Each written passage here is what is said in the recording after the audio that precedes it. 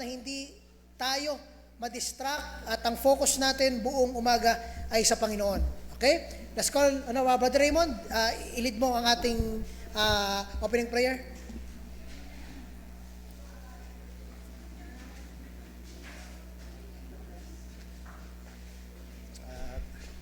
Inanyahan ko pong bawat isa na tumayo po tayo at lalapit tayo sa Panginoon. Tayo po ay sandaling manalangin. Dakilang Diyos na mahabagin, makapangyarihan sa lahat. Sa pangalan po ng inyong anak na si Jesus at pagkilos ng banal na Espiritu Santo sa umagang ito. Marapatin niyo po, Panginoon, ang bawat isa sa amin sa umagang ito, Diyos. Nawa po ang bawat isa, kung may makitaan mo kami, Panginoon, ng karumihan, kasalanan sa aming mga puso, humihingi po kami ng tawad sa oras na ito, Diyos. Banal na Espiritu Santo, pangunahan niyo po ang bawat isa sa amin. Nawa po makitaan kami, Lord, ng kagalakan sa pananambahan sa umagang ito, Diyos. Nawa maitaas ka namin sa buhay ng bawat isa sa amin. Gamitin niyo po ang aming tagapagsalita, ang aming pastor, na maging daluyan po ng inyong kapangyarihan, na maging channel of blessing po sa bawat isa sa amin, Panginoon. Salamat din po, Lord, sa umagang ito, sa pag-iingat, sa biyaya, higit sa lahat, Panginoon, sa hiram na buhay na pinapahiram niyo po sa amin. Purihin ka sa umagang ito, pinapasalamatan ka namin sa tanging pangalan ng inyong anak na si Jesus. Amen. Amen. Good morning po sa ating lahat. Aba, parang hindi pa, gising ha. Good morning, everyone. Okay, at let's fill up yung mga nasa harapan. Talagang allergic kayo sa front row ha. Okay, so meron pa dito sa harapan. Let's fill this out para tayo ay sama-sama this morning. At sa ating pagsimula, konting announcement lang po. Unang-una sa lahat, always be reminded to have a mask with you, no? Dahil tayo ay nasa alert level 3 pa rin, just in case meron kayong baon na mask. Number 2, always be reminded kung bago mag-start ang worship mamaya, tapos na yung inyong mga gagawin. Nag-CR na kayo, naka-snack na kayo kahit konti, para pagpasok ng worship, wala nang tatayo-tayo, wala nang lalabas-labas, para hindi kayo makadistract at makafocus lang kayo sa salita ng Diyos. Sayang naman kung during worship ay mapuputol yung pag-intindi ninyo kasi nag-CR kayo, no? Kaya take this opportunity habang di pa nag-start, habang nasa pre-worship pa lang tayo, ay magawa nyo na lahat ng kailangan nyong nagawin. Secondly, buzz off your phone. Always be reminded. Though meron tayong hindi mapigilan dyan kasi hindi nyo ma-disable yung MDR RMC, no? Hindi nyo mapipigilan, pero hawakan nyo lang para in case na tumunog, i-ano nyo agad. Okay? So lastly, Happy Mother's Day sa inyong lahat. Happy Mother's Day. Sabay-sabay nga tayo. Go! Happy Mother's Day! Ito pong month na ito ay magiging celebration natin. And on the last Sunday, magkakaroon tayo ng special Sunday para sa mga mothers. Okay, lahat po tayo, please invite yung mga mothers na kakilala nyo, mga friend yung mothers, at magpa-register kayo as early as today. Kasi para alam namin kung sino-sino yung mga pupunta. Malay nyo, in-invite nyo. Wala tuloy silang food kasi hindi nyo pinalista. No? Ipalista ninyo. Okay? Special Sunday ng mga mothers will be on 31. Abangan nyo yan, invite nyo na. Ngayon pa lang magpalista na kayo. Magsisend kami ng parang invitation so you can give it to them para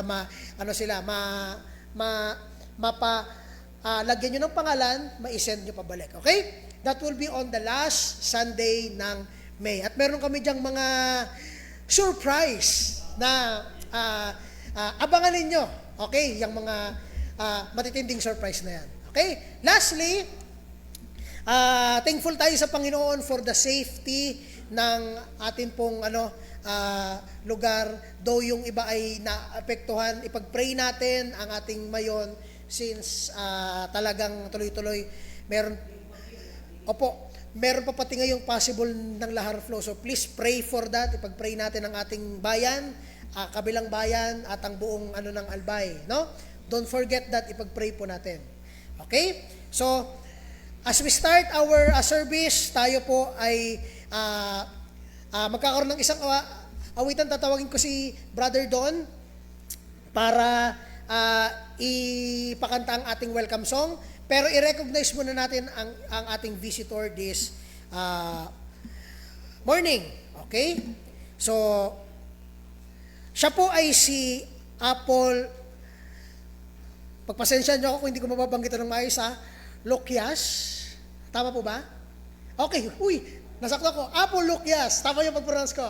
Okay, pwede po pakitayo? Okay, welcome, is Apple. And the people of God say, Amen. Welcome ka po dito at sana ikaw ay makapag-enjoy mamaya sa worship. Pwede na po kayo po, Brother Don. Tayo ay magkamayan ngayon dito. Tingin kayo sa katabi nyo, sabihin nyo, Happy Lord's Day. Go! Happy Lord's Day. Sa kabila naman, Happy Lord's Day. Parang ayaw nyo, isa pa. Happy. Sa nasa likod nyo, sabihan nyo, Happy Lord's Day. Tayo ay magsitayo, tayo ay magawitan ng ligaya ng buhay. Tayo po yung magawitan, ligaya ng buhay, 2 chorus. Kamayan po natin ang bawat isa.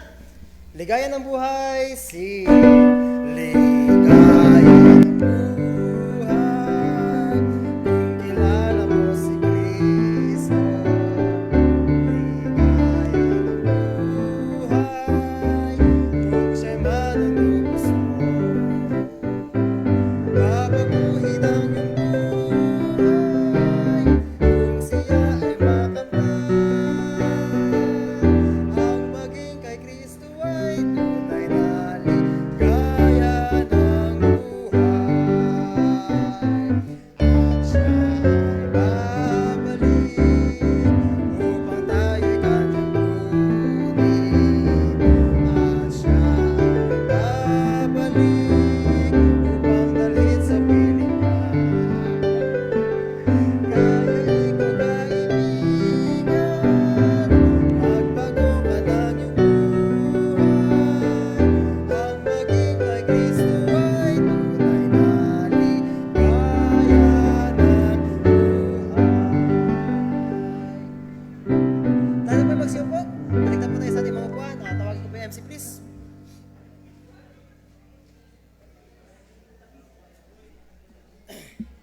Amen. Welcome everyone. At we are glad na kayo ay kasama namin ngayon sa worship. At sa mga nandito ng maaga, mga nandito ng sakto lang, welcome pa rin kayo. And let's enjoy this morning worship natin sa Panginoon. Ang focus natin ay hindi sa kung anong bagay, kung hindi ang Panginoon. As we enter the worship, I hope tapos na kayo sa inyong mga gagawin. Pagpasok natin, wala nang kikibo, no? Wala nang lalabas-labas, focus tayo sa salita ng Diyos. Let's all stand as we pray bago ang pagbabasa ng salita ng Diyos. Let's pray. Lord, we thank you this morning sa family na inyo pong tinipon dito, Panginoon, sa body of Christ na inyong tinipon sa Kamalig. As we join together, Panginoon, sama-sama kami sasaksi, sama-sama po kami titingin sa inyong kadakilaan, sama-sama kami, Panginoon, titingala para makita sa pag-awit namin, sa pag-aaral namin ng inyong salita, makita namin ang inyong kadakilaan, ang inyong mercy, ang inyong grasya, ang inyong kaligtasan. Lahat po ito, Panginoon, hindi namin deserve, pero ibinigay niyo po sa amin. Salamat, Panginoon, kayo ang dapat na maging hari at dapat purihan sa umagang ito. Walang ibang maririnig sa pulpito kung hindi ang inyong pangalan lamang, ang inyong anak na nagbigay ng kaligtasan. Sa pangalan ni Jesus, ang tagapagligtas, Amen. Open your Bibles now on Psalms chapter 34, verse 1 to 8 as we exhort para sa ating worship. Okay, pagkabukas nyo, let's all stand as we read the Word of God this morning. Let's praise God sa reading ng Kanyang Word. Psalms 34, verse 1 to 8. Pagkatapos ito, tatawagin ko si Brother Don. Prepare ka na for our hymn of praise sa umagang ito. Andiyan na kayo, say Amen. Psalms 34, as we read verse 1, I will bless the Lord at all times. His praise shall continually be in my mouth. My soul shall make her boast in the Lord. Ang pagyayabang natin sa Diyos. The humble shall hear thereof and be glad.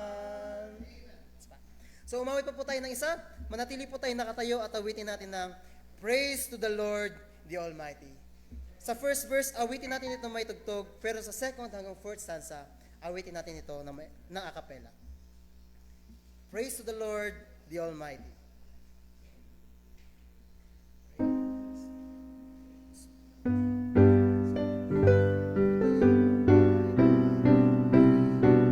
Praise to the Lord, the Almighty. The first stanza now. Sing. Praise to the Lord, the Almighty, the King of creation.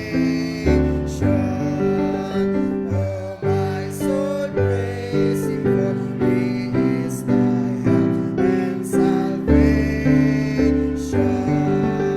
Join the great throng, psaltery, organ, and song, sounding in glad adoration. Some verse, praise to the Lord over all things, gloriously reigneth. Born as on eagle's wings, safely His chains He sustained. Hast thou not seen how all thou needest at me? Granted in what He ordained. Sa third and last verse, awitin natin na acapella now. Tayo magstayo, let us live into the Lord. Third stanza now. Praise to the Lord, who doth prosper the way and defend thee. Surely His goodness and mercy shall ever attend thee. Ponder anew what the Almighty can do, who with His love doth befriend thee. Praise to the Lord, oh let all that is in me adore Him. All that hath breath join with Abraham's seed to adore Him. Let the Amen sum all our praises again, now as we worship before Him. Maraming salamat sa witingan tayo na po. Ibusip po. Hands up, please.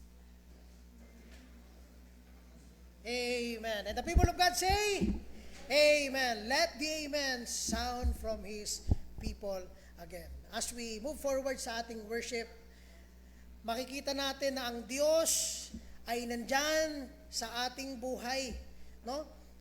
Andyan siya sa ating times ng kasiyahan, nandyan siya sa times ng koreksyon, nandyan siya sa times ng paghihirap, nandyan siya sa times na tayo ay nagkakasala para ipaalala sa atin, mag-repent ka, baguhin mo ang isip mo sa kasalanan dahil merong kabayaran. Yan. Mga kaibigan at mga kapatid, tatawagin ko ngayon ng choir as we render a very classic hymn this morning titled, choir please. Yan, para sabay-sabay tayo magbasa ng verse. Sige, double time, choir.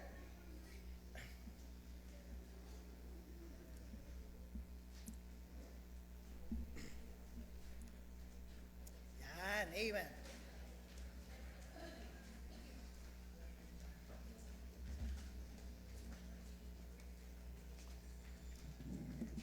We will sing a very classic hymn titled, A Thousand Tongues to Sing.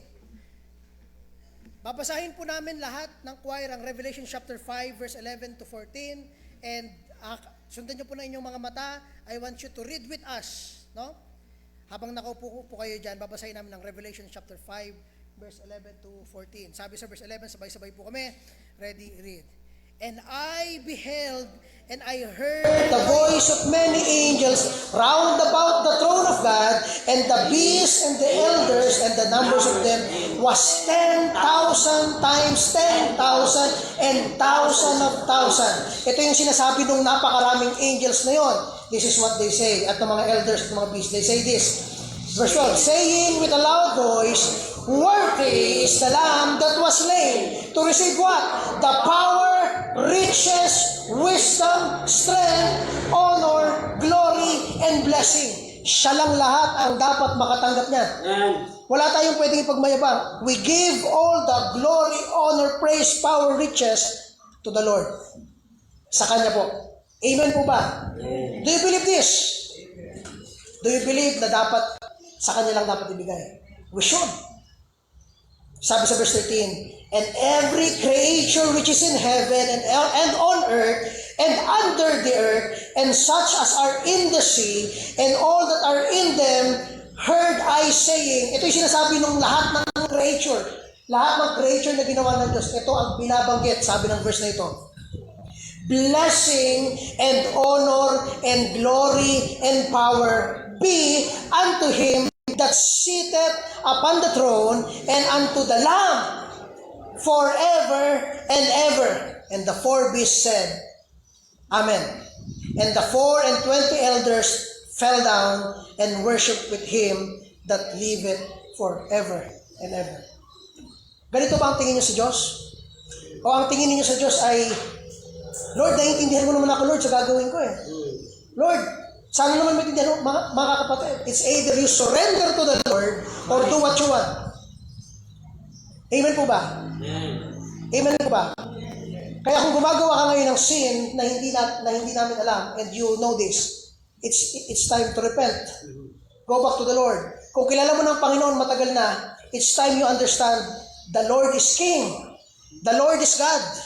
Hindi siya basta Diyos na naisip mo. He deserves the honor, glory, and praise na dapat ibigay sa Kanya. Pakinggan po natin ang awiting 1,000 tongues to sing.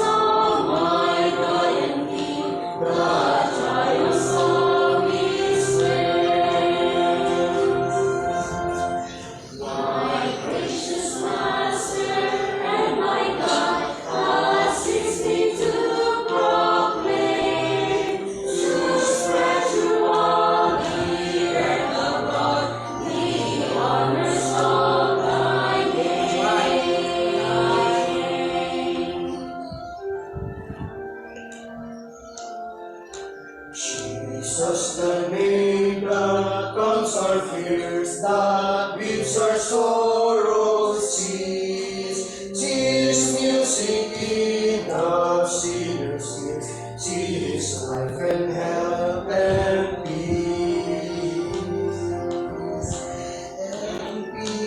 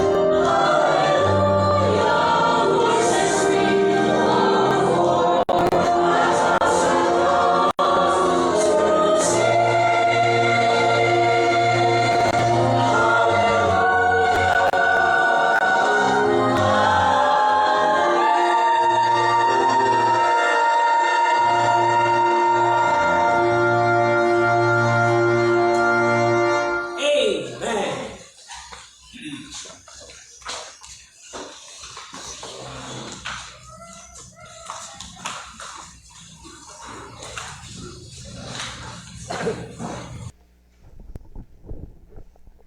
morning po at Happy Lord's Day at Happy Mother's Day sa mga kababaihan. Ang buong Mayo sa mga kababaihan po yun ng mga nanay. Kaya wag po kayo mag-alala kung hindi tayo sasabay sa karamihan. Kasi po mas maganda ang ating gagawin. Okay? Special po yun. Kaya sa Sunday tayo mag-celebrate sapagkat mayroon po tayong programa niyan. Okay? So ngayon pong umaga at baka hindi ako umabot oras ito, sabi po magsitayo. Salamat po sa mga newcomers, salamat po sa mga may pinagdadaanan. At pag-pray po natin ang ating mga kapatiran na mayroong mga kabigatan. 2 pamilya ang specific na aking pinag-pray ngayon. At si Alea po ay ang kanyang practice teaching sa Monday. Okay, yung mga teachers natin na to be. So pag-pray po natin yan. So tayo po ay magbasa mula sa Psalms 78. Okay, Psalm 78 ng inyong mga Bibles. From verse 25 to 41. At napakaganda na maalala. Kanina po Sunday School, kung kayo umabot, nanliliit ako sa ginawa ng Diyos sa buhay ko eh. At harinawa, ngayong umaga baga tayo umuwi, maunawaan ninyo kung ano ang parte ng Diyos sa buhay natin. Una, creator natin siya. Pangalawa, namatay siya para tayo magkaroon ng buhay. Naiisip po ba natin yon? Kaya ang ganda po sa Sunday School, ay ipinopromote ko po ang Sunday School, agahan nyo, marinig nyo. Ang ganda na po ngayon ng Sunday School natin sapagkat nandoon tayo kung paano ang Israelita na bayan ng Diyos, nagtyaga ang Diyos, gumawa ng lahat ng paraan para hindi sila mapahamak. Pero sa paulit-ulit nilang pagkakalimot, at ngayon ito po ang ating ututunghayan, katulad ng mga Israelita na piling bayan ng Diyos, tayo po ay piling tao ng Diyos sa New Testament. Okay, tayo po magsimula at mamaya babalik tayo doon sa from verse 1 to 20, pero wag natin basahin kasi for the sake of time, maubusan tayo ng oras. From verse 25 lang tayo mag-start hanggang verse 40. Ready na po kayo? Chapter 78 ng Psalms. Okay? At simulan na po natin. Sasagot po ang kanan. Magsisimula kayo. Verse 25 po kayo. At 26 dito po. Ready na po kayo dyan sa aking kaliwa? Verse 25. Ready? Begin.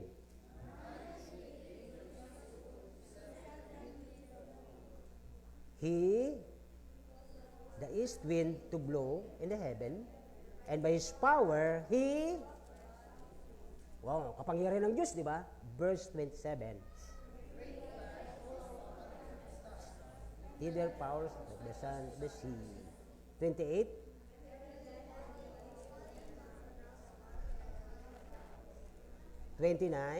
So,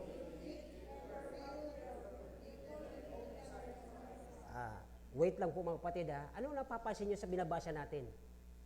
Ang Diyos gumagawa ng paraan para makakain ang mga tao niya. Okay ba yon? Napapansin nyo po ba ito? Akala kasi natin magagaling tayo maghanap buhay.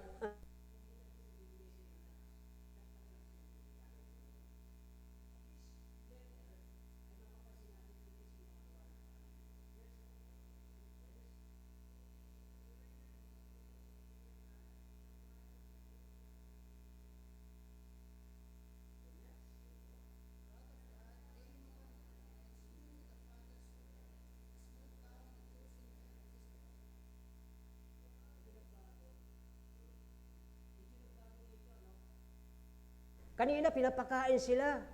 Pagdating dito, nagalit ang Diyos. Nagkaroon siya ng pot. Napansin niyo po? Hindi ko po ito sulat na binabasa niyo sa next.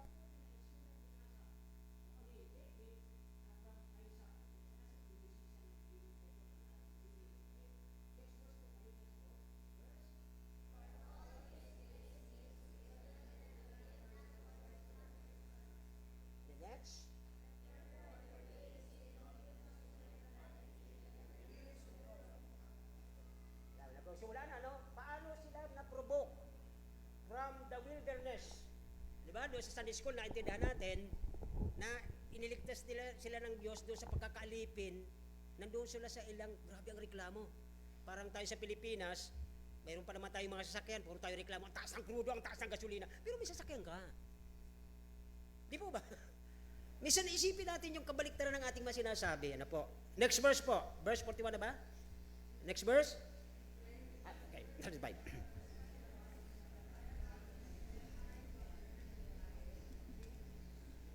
Next.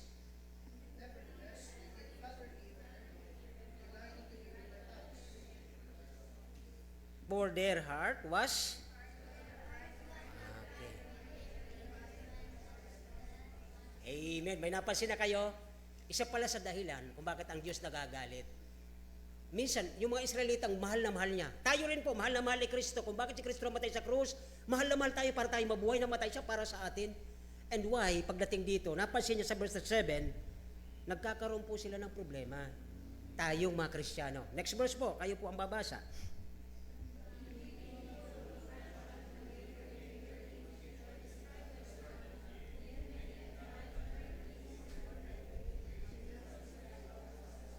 Biruin nyo yan.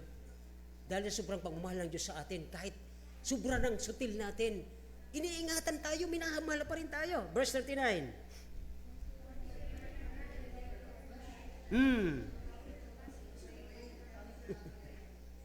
Isa yung mga tao, kala nila malalakas sila eh. Ito po, napakalinaw, para tayo mga hangin lang, parang usok lang tayo eh. Andiyan, nakikita mo, bukas wala na.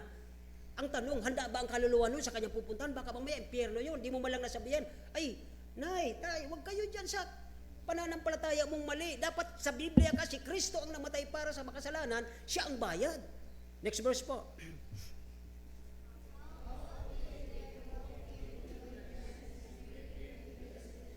Diba? Doon na po nagsusimula yon. Verse 41, ito yung pinakasimula ng ating lesson. Verse 41, yeah. Grabe po ito eh. Nung akin po itong inaaral, naluluha po ako, naiiyak ako rito eh. Grabe ano? Tinukso nila ang Diyos eh, na para bang, oh Diyos, kaya mo ako? Grabe itong mga taong ito eh. Mga kapatid, pag-isip-isipan natin, bago tayo lumabas sa pintuang yan, harinawa, ang inawit ng choir na Diyos, nasasambahin, si Kristo na namatay para mabuhay tayo, para mawalan tayo ng kasalanan, binayaran niya yun sa krus. Pero anong ginagawa ng mga tao ngayon? Pag nasa harapan ng mga maraming tao, nasa harapan ng media, masyadong banal, masyadong matulungin, namimigay, nagpipicture. Pero sa kabila ng kanilang puso, ay ito po ang kalagayan. Paulit-ulit po ang banal sa kanilang ginagalit ang Diyos. Next verse. They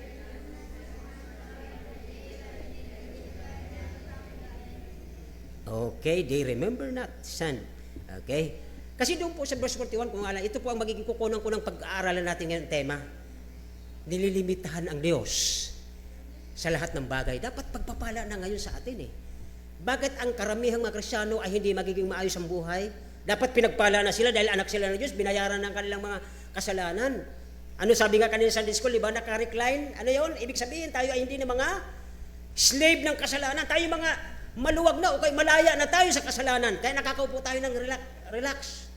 Pero po dito po sa verse 42, minsan ay hindi natin nagbibigyan ng maayos na pagpuri ang Diyos. Verse 43 po.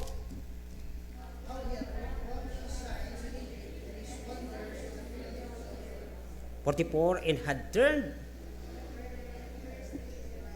O, di ba? Ito yung nagpapaligsahan si Paraon na matigas ang ulo. Sabi niya, Diyos, di kita kilala. Ako ang haring Paraon, ako ang Diyos dito sa lupa. Anong gusto ko? Kaya ang mga tao mong ito, mga Kristiyano mong ito, akin to, sabi ni Paraon. Kaya po doon na alam niyo ang nangyari, di ba? Verse 45. Innocent.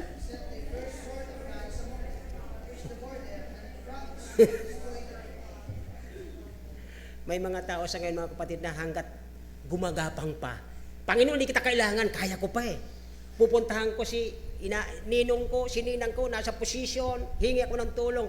Pero hanggang doon na lang siya sapagkat ang Diyos lang may kakayahan. Next verse, 46. And he gave also there. Di mo ba? Ang mayayabang na ito, na walang pagkakilala sa Diyos, walang takot sa Diyos. May relihiyon sila pero hindi ginagalang ang Diyos nila. Pag-araw ng linggo, imbes na ang Diyos ang pasalamatan, pagkatapos silang maupo sa gusto nilang puntahan, pupunta nila sa gusto nila. Ano ang ginawa dito ng Panginoon? Yung kanilang mga pinagpagalan, yung kanilang mga pinag-ipunan na matagal na panahon, kakainin lang po yan ng anay. Mamaya, holdaper pa ang dumating dyan. Next, verse 7. Grabe, oh. Yung kanyang mga plantasyon. Maraming mga tao ngayon, kilala ang Diyos sa nguso, wala sa puso, maraming ari-arian. Pero ano mangyayari? Sabi po ng verse na binasa ninyo. Diba? Wala, mamamatay lang yan. Verse 48.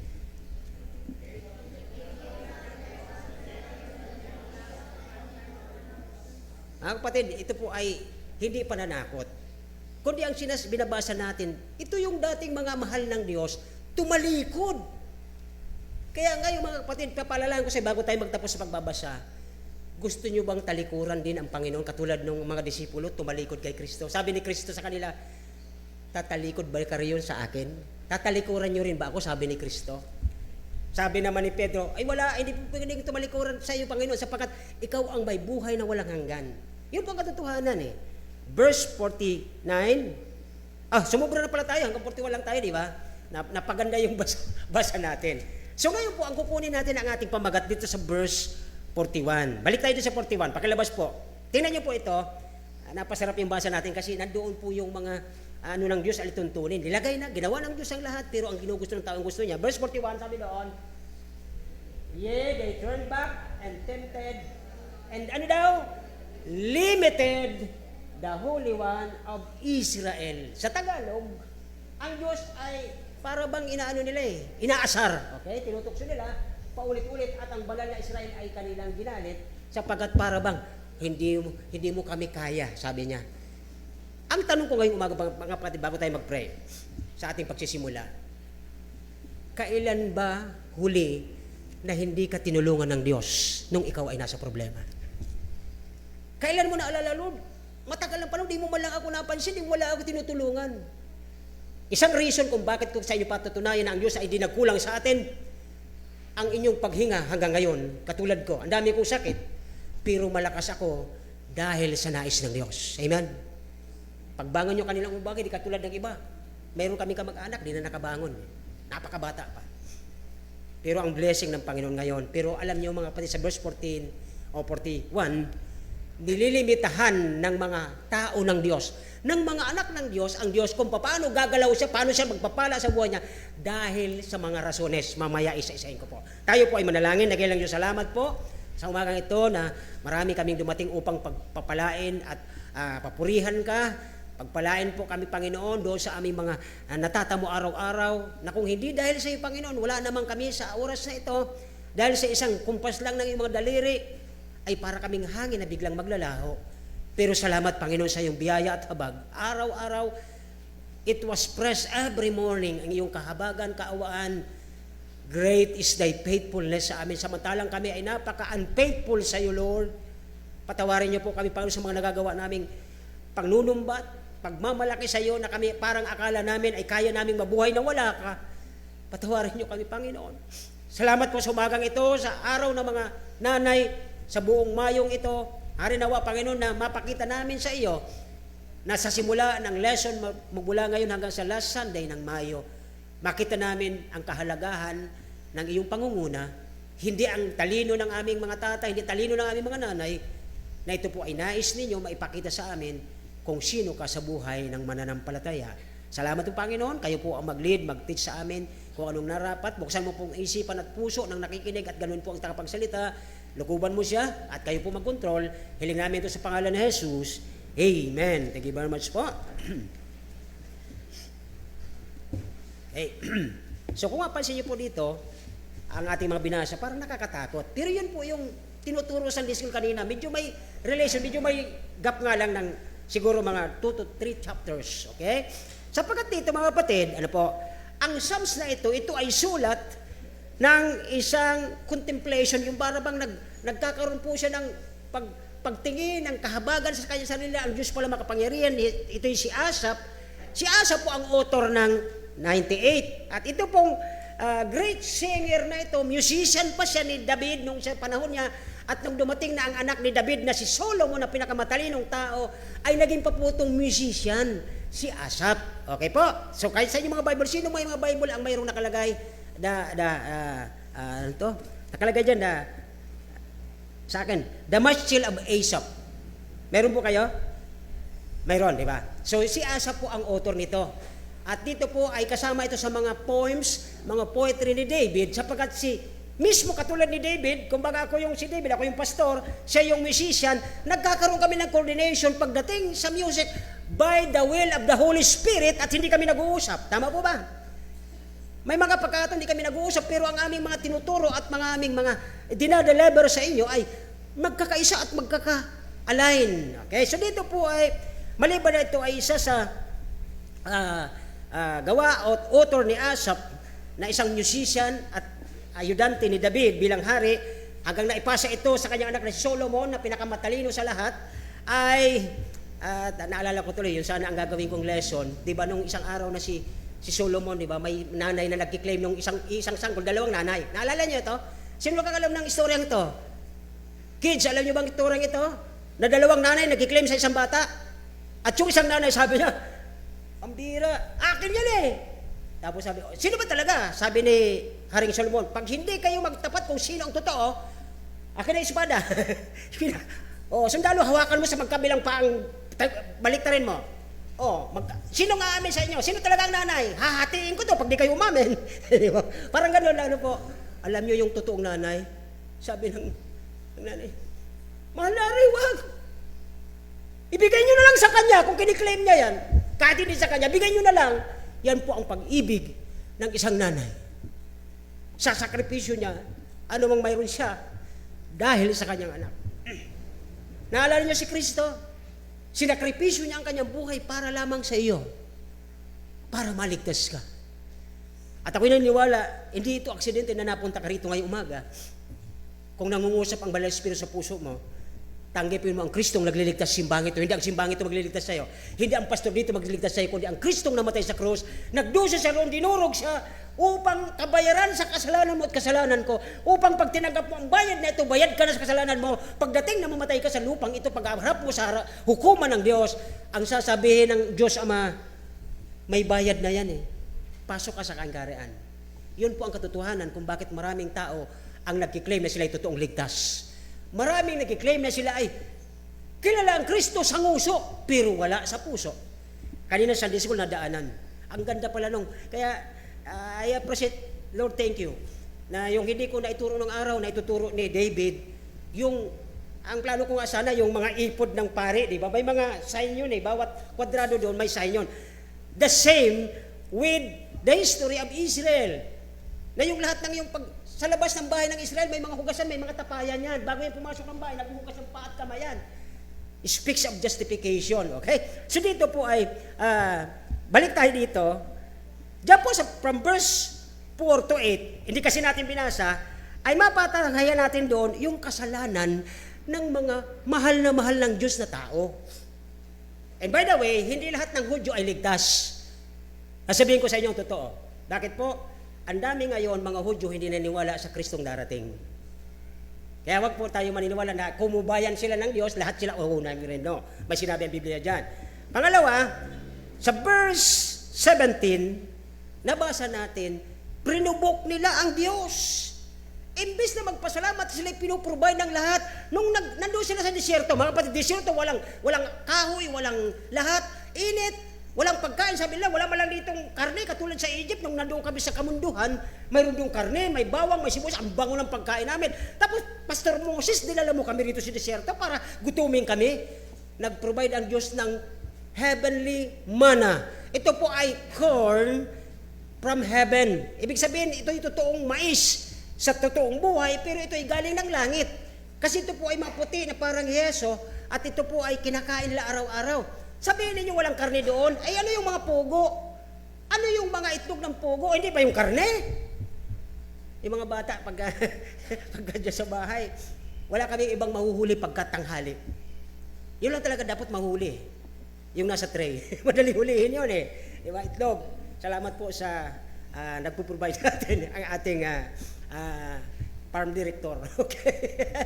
Yung Brother Javier ay siya po sa nagsusupply yan sa amin. So, may plug-in pa. Now, dito mga kapatid ay verse 18. Tingnan niyo ang ginawa ng mga taong itong mahal na mahal ng Diyos.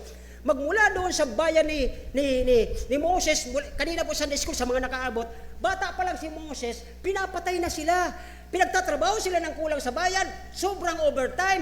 Tapos ang sabi ng head ng Egyptian, uy, yung mga ano nila, yung mga stocks, yung mga ginagawa nila, bawasan mo para maghanap sila, lumabas sila sa init, mainitan sila, sapagkat galit na galit sila sa mga bayan ng Israel. Bakit ito ay dumadami? Mga kapatid, ngayong panahon, maraming Kristiyanong dumadami, pero hindi lahat yun ay totoong Kristiyano. Ang dami-daming Kristiyano ngayon sa YouTube, makita mo, dami-dami. Pero alam nyo ba, totoo ba ang kanilang pinasa puso at ginagawa? Ang daming magaling magsalita, pero hindi mai-apply. Ang sabi doon lagi ng mga preachers, walk your talk. Naniniwala ba kayo doon? Dapat ilakad natin, i-apply natin kung anong nalalaman natin sa Bible. Hindi puro tayo talk, wala tayong walk. Mga young people, dapat alam na alam nyo yan. Dito po ay verse 22. Tingnan nyo po ang verse 22, okay? Somebody please na ano yung aking pointer. Saan ba si... Pakikuha lang doon, okay? Sabi ng verse 22, sapagkat sa Diyos sila'y hindi, ano daw? Saan po kayo nakakita? Sabi niya, pagpasok nila sa bahay nila, maghuhugas, inaalala nila na kung paano silang ginastify, nilinis ng Diyos. Pagdating doon sa kainan, sabi sa Sunday School kanina, bago sila kumain ng lamb offering, o lamb, ano yan? Lamb offering tuloy.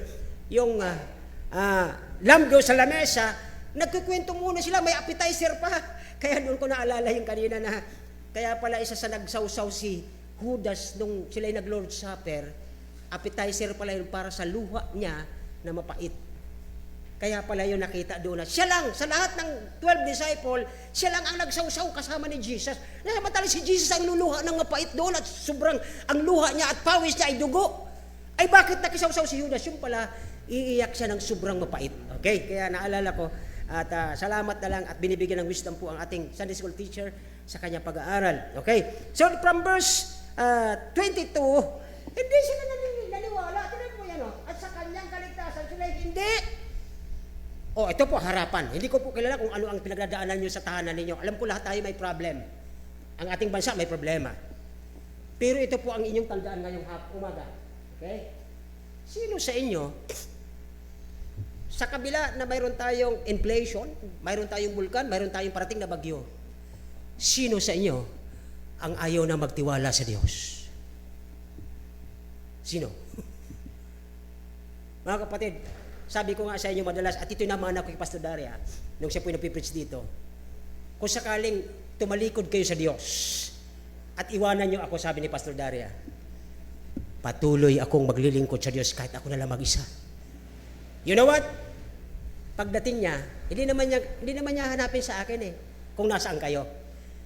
May dala siyang, ano yun? At siya ang hahabol sa inyo. Hindi po ako. Wala akong karapatan habulin kayo. Lahat tayo dito ay mga Kristiyano at mga nagsisi na biyayaan ng kahabagan ng Diyos. Ayon po dito sa ating, the Lord in our side. Every time may problema ka, nandun ang Panginoon, hindi umaalis. Every time masaya ka, nandun ang Panginoon. Every time nalugmo ka, nandun ang Panginoon, hindi siya umaalis. Pero ang mga taong ito, pambira, hindi sila naniwala sa kaligtasan at hindi nagtiwala sa Diyos. Ay sino ba naglabas sa kanila doon sa pagkakalipin ng Egypt at pinapatay yung kanilang mga anak na lalaki? Biruin nyo yun. Tapos hindi pinapaniwalaan. Napakawalang ano naman nila. Ay, baka magpagsalita ako dito ng hindi maganda. Di ba? Kumbaga napakawala naman nilang galang sa Diyos. Pagkatapos na inalis sa doon sa, biruin yung mga kapatid, bawat nurse na Israelita mismo, kababayan nila, sabi ng mga head sa ano nila, kanilang Department of Health ng Egypt. Nurse, Egyptian ka, Israelita ka, di ba? Yes sir, sabi niya. Yes doc. Ngayon, pag yung kababayan mo ng anak, lalo't lalaki ha, naalala nyo, ang ginagawa ng mga ito, ganun po ang ginagawa sa atin nung nandun pa sa kamunduhan, hindi pa tayo nakakilala kay Kristo. Ganun ang ginagawa sa atin ng mundo. Inaakit tayo sa magagandang buhay, magandang sarap ng kung ano-ano gusto natin, pero ang di natin alam, inaalipin pala tayo nito. Ganun po ang nangyari sa mga Egyptian. Kaya dito po ay, pagdating sa verse 22 na tayo, verse 32. Look at this, 32. Ito nang gagawin ko introduction para maunawaan niyo kung bakit natin binasa ang from verse 41 hanggang 32. Sa kabila ng lahat ng ito, ayan na daw. Pwede po ba kayo magbasa? Okay? Basa. Sa kabila ng lahat ng ito, ano daw? Totoo hindi. Kayo po makakapag-judge. Sa Israelita yon, totoo po talaga. Hanggang ngayon nagkakasala sila. Ang tanong kong pangalawa, tayo ngayon dito sa biyaya ng grasya, kinahabagan lang tayo ng Diyos, kinaawaan lang tayo ng Diyos dahil mga hintil, hindi ba tayo mga Hudyo, pero tayo ay parang inadapt. Pero legal adoption ito dahil si Kristo namatay sa krus. Ang sabi niya sa John 3:16, for God so loved the world that He gave His only begotten Son, that whosoever believe on Jesus Christ, ano daw mangyayari? Shall have eternal life, at siya po ay maliligtas. Ligtas sa kapahamakan ng impyerno. Nakita po niyo yan? Kaya dito po, ang sabi diyan sa verse 32, sa kabila ng lahat ng ginawa ng Diyos sa kanila, nung sila po ay hindi makainom, kasi yung mara, ang ay mapait. Nakating sila sa Ehipto na, disyerto na walang tubig. At mayroon ng tubig, kaya lang mapait. Okay? Ang ginawa po ng Moses, ang kanilang leader, ang kanilang pastor, sa Panginoon, ang pinagreklamo yung mga tao mo. Mayroon daw ditong tubig, kaya lang mapait. Ano po ang utos kay Moses? Moses, kumuha ka ng sanga ng kahoy. Ang kahoy na yun represent the cross of God. Yun po ang representa doon na kung hindi dahil nung naging matamis yung tubig nung isinausaw ni Moses ang sanga ng kahoy, ang tubig ay naging di ba yung nabasa yun? Uy, bigyan ko kayo ng assignment. Next week, basahin nyo ang Genesis 2, 5, Pentateuch, ang 5 sulat, Genesis, Exodus, Leviticus, Numbers, Deuteronomy. Okay. Ang Exodus is exit, di ba? Ang Genesis is beginning. Basahin nyo ito. Okay. Para pag magkikwento ako, at least makakasagot kayo. Nung sinausaw ni Moses, sabi ng Diyos, kumuha ka ng sanga ng kahoy at isausaw mo doon sa tubig na mapait. At nung pakasausaw ni Moses, ang tubig ay naging sweet. That speak of the sweetness when Christ died. Tayo ay nabuhay. Tayo ay napawalan sa. Tayo na justified. Tayo ay makakarating ng langit. Ito ba? Sana po. Ito po ang nangyari sa kanila. Lalo silang nagkakasala na dapat sila ay dapat nagpapatuloy kayo sa ating natin ninyo. Kanina sa Sunday school, bawat kakain, every meal, umaga, tanghali, gabi, siguro, hindi ko alam kung ilan sa kanila, ang importante po mga kapatid ay every meal, sabi po ng Bible, okay, bawat kain nila, nagkakaroon ng appetizer, at tapos ang appetizer, sasawsaw, di ba, para yun pala yung luha ni Christ po sa krus, at pagkatapos bago sila magkikwento sila, kung paano ang ginawa ng Diyos na mailabas lamang sila sa pagkakailipin ng Egypt at dalhin sila doon sa pangakong lugar. Sino nakaabot kanina sa Sunday school? 4 na pangako ng Diyos. Number 1 is? Yan sabi natin, teacher. Wala pang ilang oras. Wala na yun. Number 1, anong unang pangako ng Kristo sa mga Israelita? Pakalabas lumabas, sinihin pa sila. Number 1 is? O, ikaw nga, sumagot, kalimutan. Exodus 67 na yun? Na, number 1, ang pangako ng Diyos ay ilalabas sila. Ilalabas ko kayo. Mga kapatid, ito. Kayo ngayon ay guilty na pag nasama ka ng kaibigan mo, nagpunta ka sa isang party. Akala mo party lang eh. Tapos pinamamasdan ka.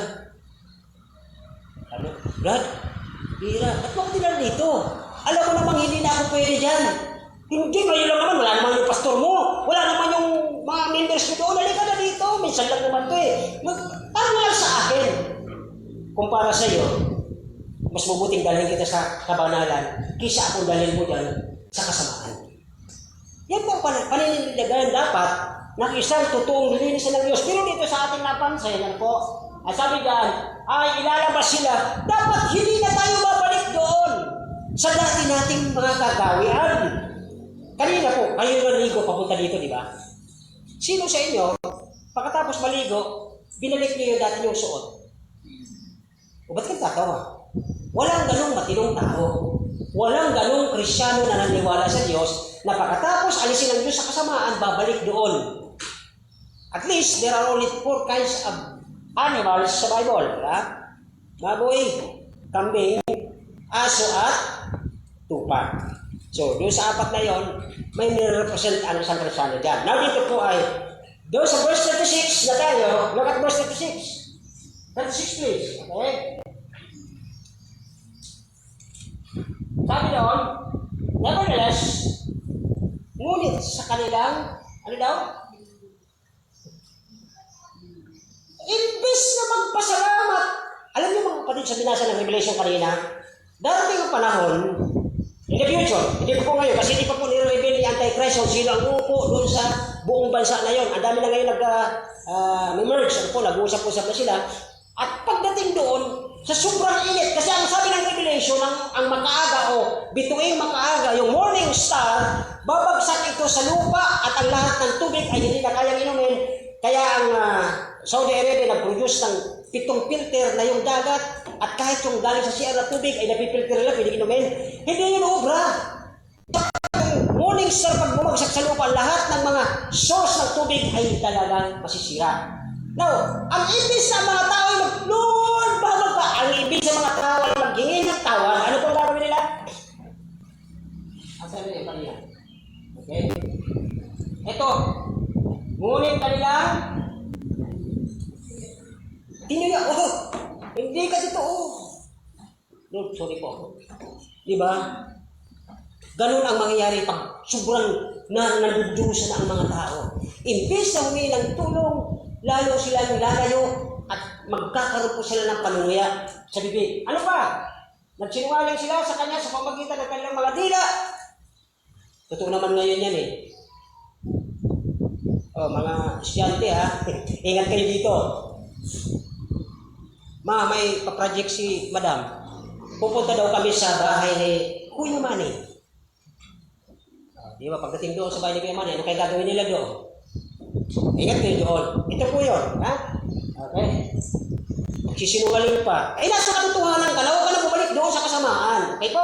Ganito po, at bago kayo mapunta sa kung ano po mga conclusion, at least may 7 ako ditong naipon from verse 41 ay bakit ba ang Diyos hindi makapenetrate, hindi makakontrol ang buhay mo? Ibig sabihin ba ikaw nagkokontrol ang buhay mo? Kaya hindi lang Diyos nakakakilos? Pastor, ang Diyos mo mahina. Okay. Yan tayo magkakaroon po na pag-uusap ngayon. Isang pagkakataon sa isang boy Kristiyano na nilinis ng Diyos, inayos ka na eh. At inaasahan ng Diyos dahil binago ka na niya, niligtas ka na niya, binayaran ka na sa kanyang ng buhay sa kasalanan mo at ikaw hindi ka nadadala ng impyerno. Pero ang problema, sabi ng Panginoon, patunayan mo na mahal mo ako. Sabi ng John chapter 15, if you love me, ay kaya naman pala, hindi nyo nang pala alam lahat. Honestly, hindi nyo alam yung John chapter 15 verse 14 na yun? If you love me, kung alam naman pala natin eh. Di ba? So dito mga kapatid, sa ngayong araw na ito, papatunayan ko sa inyo kung mahal nyo ang Diyos. Isa sa 7 itong aking babanggitin, harinawa, ay hindi kayo makitaan ng Panginoon. Nakakahiya. Ginawa ng Panginoon ang lahat. Biruin niyo po mga kapatid, yung nagpipray siya sa Gethsemane. Inaalala niyo po yun? Yung kanyang pawis doon nung siya nagpipray. At nung nagpipray siya, tinignan niyo yung manisipuli niya, pinaghiwalay niya yung 3, malapit sa kanya, yung siya nandun sa malapit sa ingay, sa may kalsada. Pagtayo niya, sabi ng Panginoon, hindi ba kayo makakatiis ng isang oras? Pero yung mga teledrama, takal-tek at dalawang teledrama, kaya nating tapusin, di ba? Ay, wala naman ganyan. Di totoo naman eh, di ba? Minsan, mayroon tayo mga gusto, nakakatiis tayo ng 2 hours mahigit. Pero pagdating sa prayer, wala. Kaya dito po, kung mapansin natin, okay, ang Diyos handang-handa na siya. Nung nag-pray si Jesus para sa iyo, para sa mga disipulo niya, yung pawis niya ay dugo na. Talagang grabe yung kanyang taimtim na panalangin. At dito po sa verse na ito, ano po, verse 41, pakilabas po ulit ang verse 41, sinabihan tayo ng verse, ito po ay sulat ni Isaac, isa itong musician, at alam nila ito ay talaga music, harmony with the Lord, pero bakit siya nagputol ng ganitong pagkasasalita?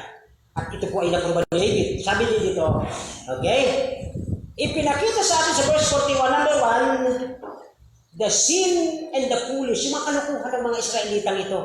Alam nila ang Diyos, ginawa ang paraan lahat para mailabas sila sa pagkakalipin, pinapatay sila doon, inaalipin sila ng walang katuturan at walang dahilan.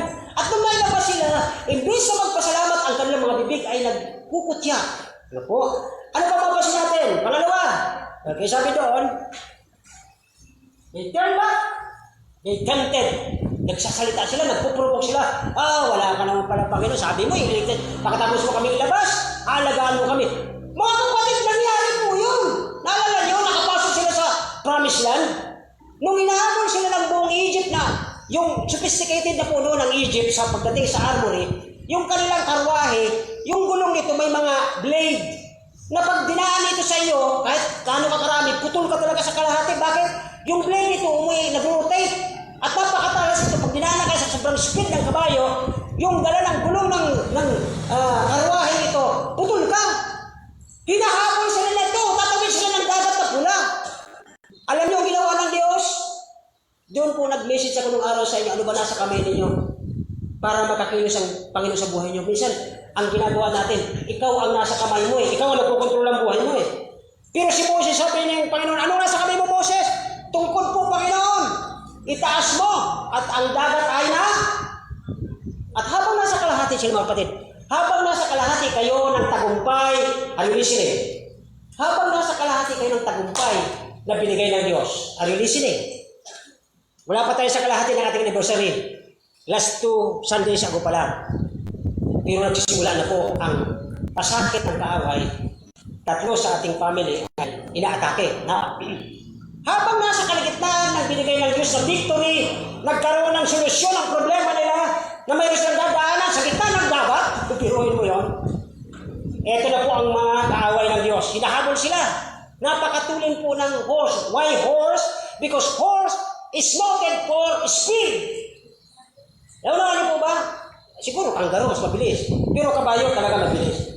At habang nandun sa nakataabutan na po sila, habang aabutan na po sila ng kaaway, habang at sabi sa Pilipino, para na ako tinabunan ng langit at lupa sa problema ito, dumating ang saklolo ng Diyos.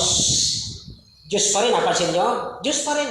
Sabi ng Diyos, isarado na yan. At hanggang ngayon, tinutuklas nila na doon talaga yung mga gulong. Okay? Kaya dito mga kapatid ay napakaganda na nilimitahan nila dahil sa kanilang katigasan ng ulo, dahil sa kanilang mga natamong mga biyaya, mayroon silang pagkain sa ilan, at ang mga pamilya nila ay ingatan. The same with us today mga kapatid. Kung sinin nyo na para bang mas grabe ang testing sa buhay mo ngayon, huwag mo nang limunin ang nakaraan. Huwag mo nang alalahanin, past is past. Sabi ni Paul, forget the stage ni sabihan. Positive mo man yan, marami ka mang blessing mo nakaraan. Huwag mo nang pagpartingnan yun, nakaraan na yun kapatid.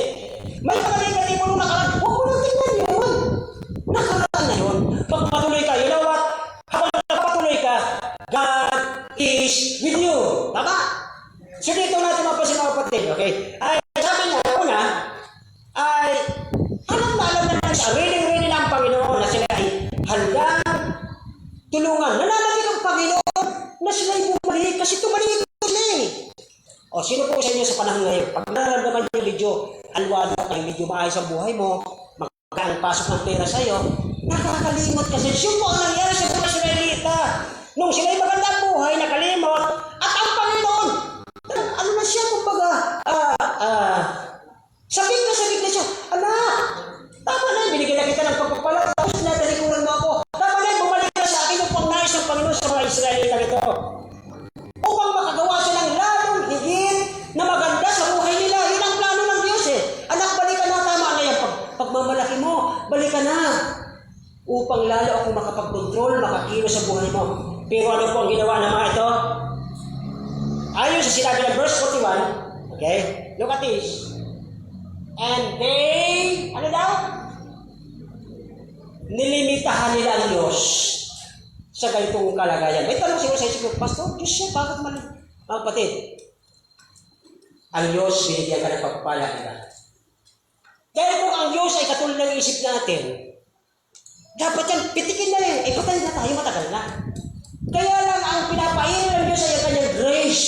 ang kanyang habag. Pinapairal niya sa atin hanggang ngayon. Katulong mga Israelita nito, ang ginawa nila ay nilimitahan nila ang Diyos sa pagkilos sa buhay nila kasi imbes na magpasalamat, imbes na lalo maging malapit, tinatalikuran ng Diyos. Kaya dito po, tingnan na natin ang isa pang mahalaga dito kung bakit nalilimitahan ng mga Israelita ito. At posibleng tayo rin malimitahan natin ang Diyos sa pagpapala sa atin ng Diyos. Hindi siya makakilos sa buhay natin. You know what? Nagmamatigas tayo. Pwede yun. At isa-isa natin yan mamaya-maya. Handang-handa na siya. Nananabik siya na gawan tayo ng pinakamabuti sa atin sapagkat wala siyang planong masama para sa atin. Kaya nga tayo niligtas. At dito po ay madalas napipigilan na siya ay magbigay sa atin ng blessing. You know what? Dahil yung kanyang pagiging sufficient. Sapat na sapat ang Diyos sa atin eh. Sapagkat dito po ay na-experience ito ng kanyang mga tao na nung inilabas ng Egypt, hindi sila gulang-gulang. Di ba sa gabi madilim, naalala nyo? Habang naglalakad sila papunta sa pangakong lugar, mayroong ulap pag-araw na itong kainit dahil desierto, walang kahon, may ulap na nagpapayong. At sa gabi dahil may mga masasamang hayop doon at may mga, siguro, malalaking hayop na kakainin sila, mayroong liwanag, mayroong apoy na naggagabay sa kanya, that is the light of Christ. And did you know that you are the light of this world? Paano pang liwanag mo sa tahanan mo? O lalo sa mga nanay siguro.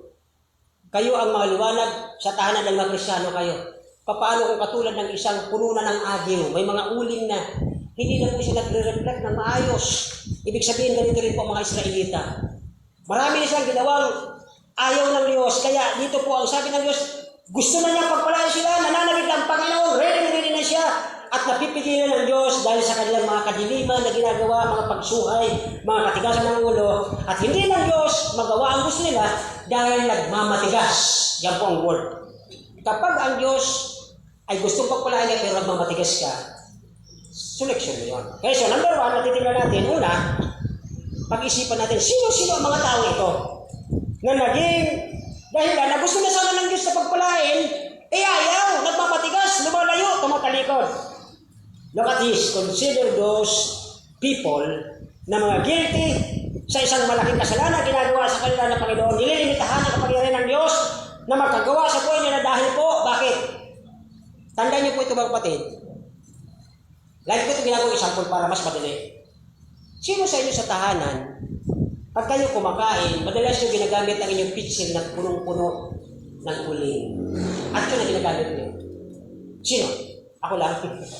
Ginagamit ko sa aking mga ibon. Okay, hindi na ginagamit ko mga ibon eh. Mga kapatid, once na mayroon kang gamit sa loob na madumi, pero patuloy yung ginagamit, may problema ka doon. Ang Diyos po, never siyang gumagamit ng bagay na marumi. Nililinis siya muna, at pag malinis niya, saka siya nakakagamit dito ng maayos. Pero sa kalagayan ng mga Israelita, pagkatapos niyang tinulungan, nagmalaki, nagmatigas, kontra, tumalikod. Yung po kung bakit hindi ang Diyos makapenetrate. Sapagkat mayroon silang ginagawa hindi maganda at mabuti sa mata ng Diyos.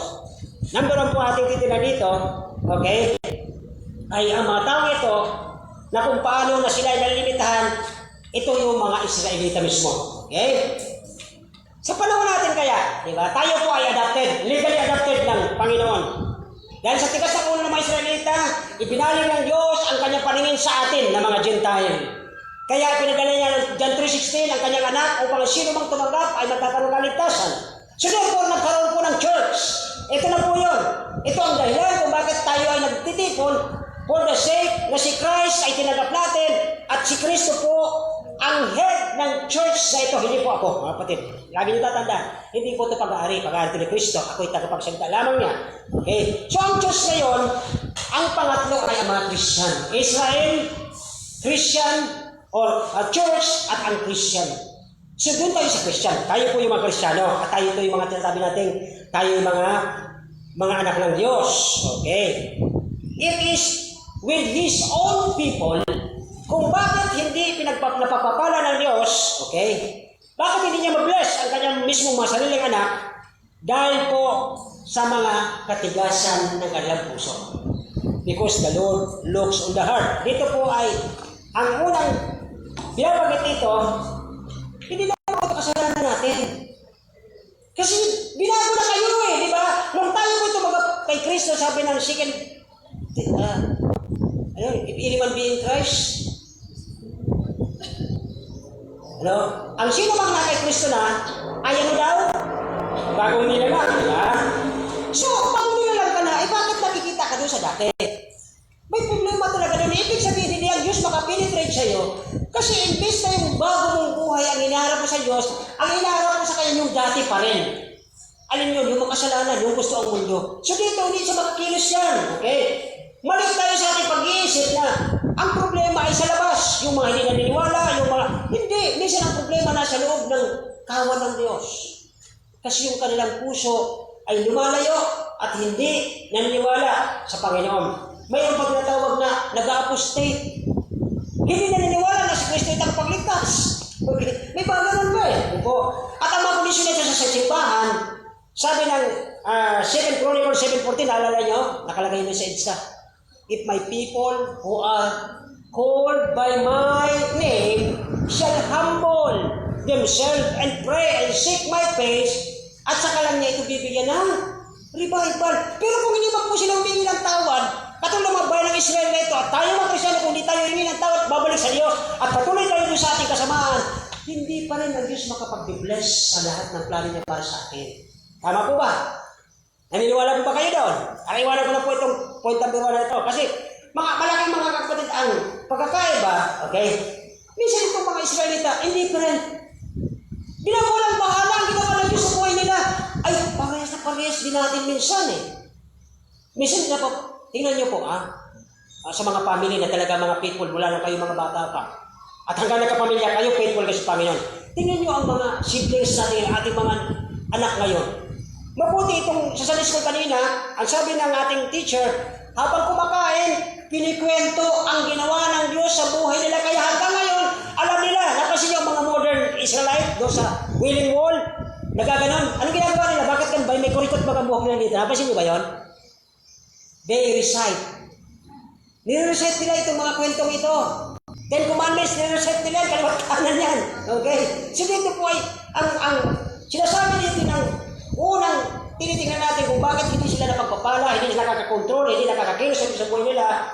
Ang problema ng Diyos ay sila po ay infidel. Matigas ang puso, ayaw maniwala, ayaw makinig sa Diyos. So ito po ay hindi naman sana problema yung mga ateista eh. Kasi hindi naman talaga yung maniniwala sa Diyos. Ang problema, minsan nasa loob ng simbahan. Sa dami natin, minsan hindi na natin alam, ang iba pala sa atin ay tumatalikod na din. Bahala na lang sila pastor yan, sila naman mga faithful, sila lang.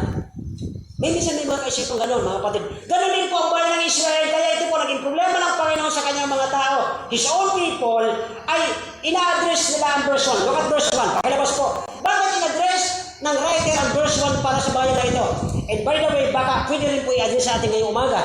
Naniniwala po ba kayo? Verse 1, look at this. Sabi ng verse 1, okay? O bayan ko, ano daw? Natanungin niyo naman ako, Pastor, nasaan po ang turo ng Diyos sa atin? Di ba ikaw lang naman nag-preach?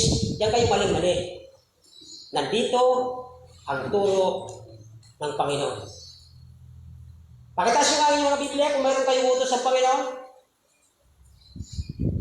Hindi ba wala? Lahat naman tayo binigyan dito eh. Amen! Kaya huwag niyo pong sisina. Kasi yung pastor namin mahina mag-aaral eh. Na dapat kayo mismo nag-aaral ng iyong mga bilin ng Panginoon sa atin. Tapos sabihin nyo, Christian po ako eh. Christian ka, di ka naman nagbabasa ng bilin. Kaya hindi ang Diyos nakapag-bless sa family mo, sa mga prayer mo, hindi ka sinasagot. Unang-una, malayo ang puso mo sa Diyos eh. So dito po yung pumakita na, sabi niya sa verse 1, ang ating ay, turo ay pakinig. Ikiling ninyo ang iyong mga tainga sa mga salita ng ating bibig. Salita ng bibig is the word of God. Paano mo ikikiling? Babasahin mo. Pag binabasa mo na may tinig, maririnig mo yan eh. So ikikinig mo yan, oo nga Panginoon po, sorry po. So yun po ang nangyari ito. Number 2. Okay? Ito. Kaya meron pa tayong 5. Okay? Tingnan natin ang pangalawa nito magpatid. Okay? Sino ang kanilang nilimitahan? Itong mga Israelita, maliban na matigas ang ulo, ayaw sumunod, tumatalikod, sino ang kanilang nililimitahan dito? Sila? Hindi. Ang kanilang Panginoon. Sabi dito ng Panginoon sa kanyang panulat dito, ginawa niya ang lahat, mailabas, pinakain, at nilagyan ng liwanag, nilagyan ng protection, pinatawid sa pulang dagat, at nakarating sa lupang pangako. Ito ang problema pag nakakarating na doon sa talagang parang at home ka na. Wala nang problema. So, di ba? Easy going na po siya. Kaya dito sa pangalawa, nalilimitahan natin ang Diyos, okay? Sa paraan. Ang Diyos po ay sovereign. Makapangyarihan siya is everywhere, omnipotent, omniscience, at may pangatlo. Powerful. Po, makapangyarihan siya. Hindi mo siya pwedeng malimitahan. Kaya lang, hindi ang Diyos nakakagawa sa isang maruming lagayan. Minsan ka lang nilinis eh.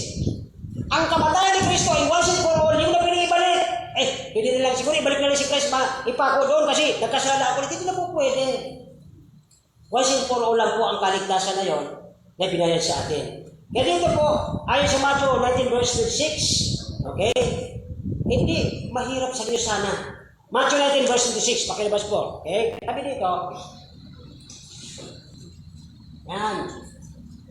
Ngunit, tinignan sila ni Jesus sa sinabi sa kanila, sa mga tao, ito ay hindi maaaring mangyari. Ngunit sa Diyos, ang lahat ng mga bagay ay maaaring mangyari. Hindi pala pastor na kahit tayo nagkakamali, gumagawa sa Lord, yes. The still small voice of the Holy Spirit. Kasi malungkot ang Holy Spirit sa iyo eh. Dati maayos ka, nilinis ka ng Diyos, ang ganda-ganda ng buhay mo, kumikinang ka, nandun ang Holy Spirit, nag-direct, nag-lead, nag-teach sa iyo. Nung bumalik ka doon sa karumihan, malungkot ang Holy Spirit. How can He? Paano ang Holy Spirit makaka-move sa buhay mo kung sobra ka ng marumi? Napapansin niyo po ba ito? Kaya dito po ay, diyan pa lamang sa verse 9 ng Matthew, hindi natin kailangan isa-isahin pabuno sa ating mga verse na nakita, okay? Ang kanyang kalakasan doon at ang kanyang kapangyarihan, hindi umuubra pag patuloy ang puso ng tao lumalayo at tumatalikod. Hinahayaan ito hanggang sa hindi niya po ito kaya. At saka lang, di ba yung nalulubog lagi kong binabagitin po, hanggat hindi yan nagkano na, hindi mo kayang i-rescue yan kasi ikaw ang ilulubog niyan eh. So dito po ang pangatlo, okay, papaano naman siya nalilimatahan, okay? So, ito mga bagay na ito, okay, sa 7 nating titingnan ngayong umaga, ang isa sa pinaka number 1 ay ang failure to obey. That's number 1 point talaga. Okay? The number 1 point dito sa hindi ang Diyos makakilos because of our failure to obey or it means our disobedience. Ayoko lang magpataas ng kamay sa mga anak natin. Alam ko na. Di ba? Ilalang-lala ngayon, usong-uso yun. Pag inuutusan mo yan ng mga bata. Mamaya na po. Natural yan eh. May narinig na ako yan eh. Mamaya na po. Dito po sa verse 10, kung ating titingnan, the number 1 issue kung bakit ang Diyos ay hindi makakilos sa buhay mo because of disobedience or failure to obey. Okay? Kaya dito po, sabi ng John 15 verse 7, nabagit ko na kanina, if you love me, may command. Sure kayo na naman ng Diyos. Okay? Kaya dito po ay, if my word abides in you, sabi ng Panginoon, if ye abide in me, and my words abide in you, ye shall ask, what you will? Pili anong gusto mo? Kung sumusunod ka sa akin. Pakilabas mo nga. John 15:7. Para mas maganda. Yan, di ba? Kung kayo manatili sa akin, paano mo nanatili? Yung hindi ka tumatalikod, yung hindi ka nagkukutya, yung hindi ka nagmamatigas, tumatalikod sa Diyos. Yung po ang tinutukoy niya. Kung talagang patuloy kang, kahit hirap na hirap ka, huwag mo na tingnan yung nakaraan mong ang ganda ng buhay mo. Na, okay na yun eh, nakaraan na yun eh. Huwag mo na yung tingnan yung mga nakaraan mong grabe ang pinagdaanan mo. Tapos na yun, next page! 2026! At bukas ay pizza ano na. Di ba? 11, di ba? O next 11 na, hindi na po 10. Kalimutan nyo na nakaraan. Now dito po, ang sabi niya dyan, kayo'y mga tingin sa akin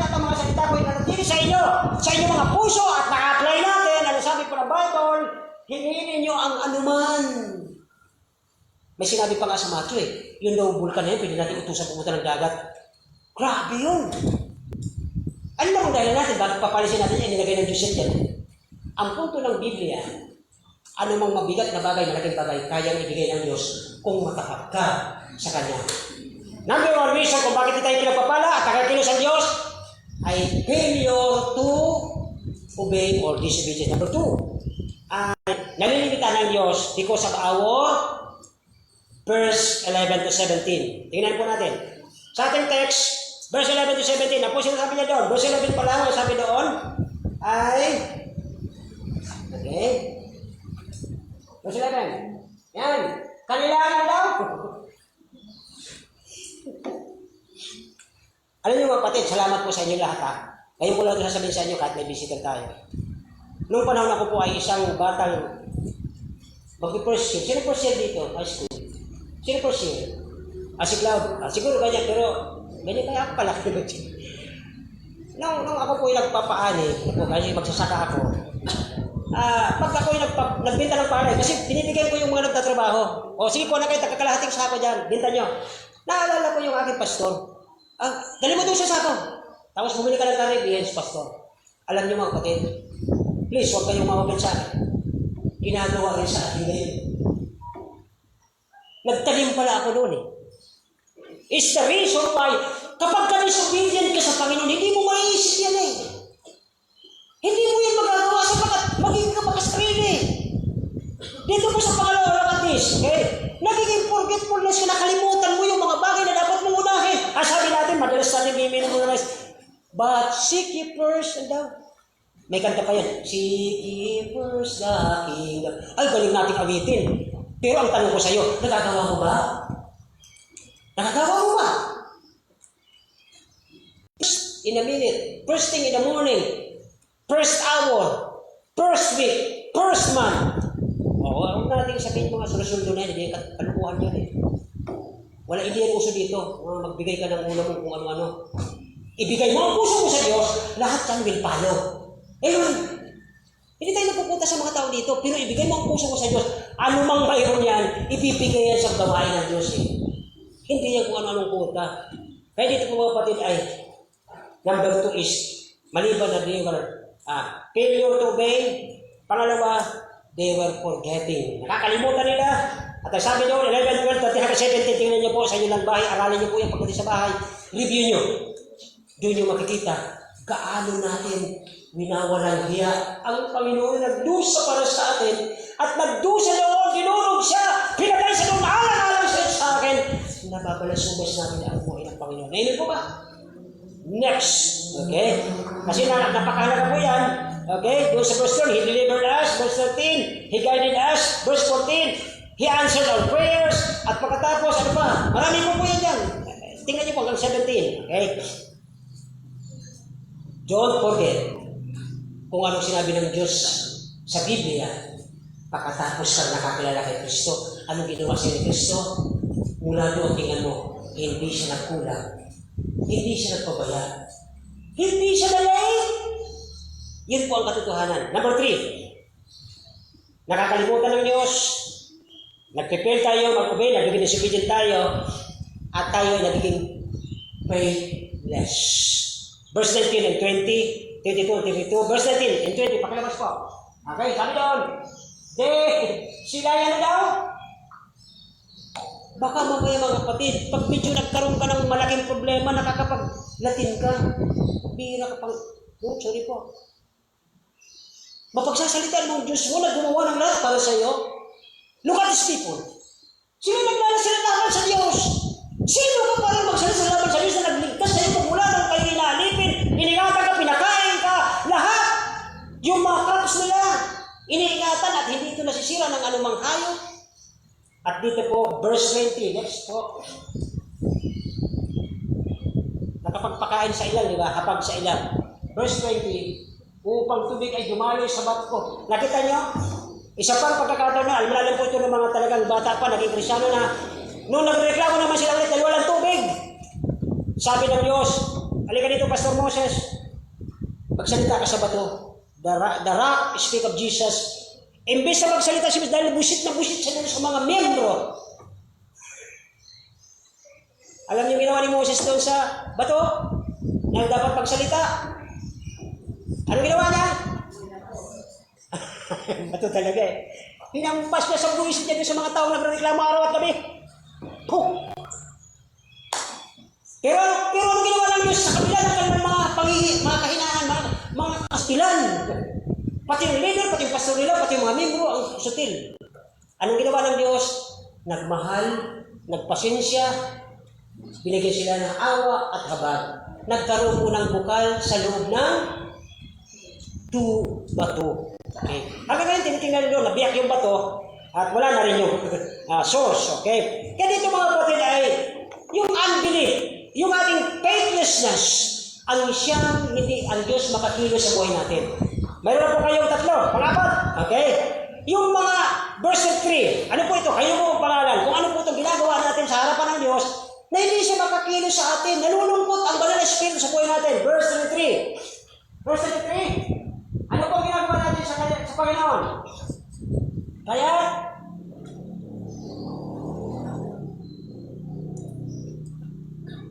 ano daw? Vanity, sabi ng marunong na si Solomon. Puro kasamaan. Ano po? At sigurado, ang panahon ngayon ay worldly, ano po? And by the way, sa Europe daw ay talaga nag-uumpisa na yung cashless, yung mga ganito, ganyan, mga kilis na mga sasakyan, lahat, automatic, yung mga sasakyan na nagpapark sa sarili niya, hindi na yung drive. Dito po ay, that is worldliness. Mabilis na po ang modernization, at pagkatapos, na-realize ng mga Israelita ito, na tayo po ay hindi tagalupa. Ang mga Israelita ay dapat malaman nila nang sila inaingatan, inaalagaan ng Diyos hanggang sa pangakong lugar hanggang sa langit. Dapat ganun sila ka-faithful, pero ngayon po sila ay naging mga makamundo, naging fleshly, naging worldly. Ano po? Kaya po letter F po nilagay ko dyan. Okay? Kaya dito po sa Philippians 3:20, pakilabas niyo po ito, isang pagkakataon na tayong mga tagalangit, parang gusto sila dito sa lupa. Well, hindi ko po inahadlang kayo kung gusto nyo magnegosyo, magpayaman sa lupa. Walang problema kasi nagagamit kayo ng Diyos. Sa kayamanan ninyo, magagamit nyo sa gawain ng Diyos. Sa dami ng tao nyo, makapag-Bible study kayo. That's the point. Pero hindi ko sinasabing kumukontra ko na yung mayaman kasi ang anak ng Diyos, yaman niya, pinagpapala niya, at binibless niya. Sabi ng Philippians 3:20, sabi doon, 3:20 ng Philippians, okay? Sapagkat ang ating pakikimamayan ay nasa may mga kabataan ngayon, sabi niya, pag ako naging presidente, bibili ko ang vulkan. Palalagayan ko yun ng source ng electricity. Sayang naman eh. Di ba? Matatalino ang tao, yes! Pero nilagay ng Diyos para ipakita ang kanyang kapangyarihan sa atin. Huwag natin pakikialaman. So dito po, sabi dyan, mula roon ay hinihintay naman natin ang tagapagligtas sa Panginoon si Kristo. Hindi po tayo tagalupa. Okay lang yung magpayaman ka rito para magamit ka ng Diyos sa mga nangangailangan. Pero huwag kang madikit ang puso mo sa lupa. Huwag kang maging fleshly or worldly. Panlima, ay salamat, malapit na. Okay, panlima. Verse 36 to 37. Paano natin nalilimitahan ng Diyos na makakilos sa buhay natin? How? Okay? Tayo po ay nagkakaroon tayo ng false sincerity. Look at 36 and 37. Okay, hindi na tayo sincero eh. Ay kasi nakakaya kay pastor, baka sabihin absent na naman ako. Baka sabihin ni pastor, late na naman ako, kaya huwag po ganun, wala po dito ganyanan. Pare-pares po tayo anak ng Diyos. Amen. Di ba? Tingnan niyo po ang 36. Ngunit kanilang kinaya siya sa bibig nila, nagsinungaling sila sa kanya sa pamagitan ng kanilang mga dila. Verse 37. 37. Ngunit, okay?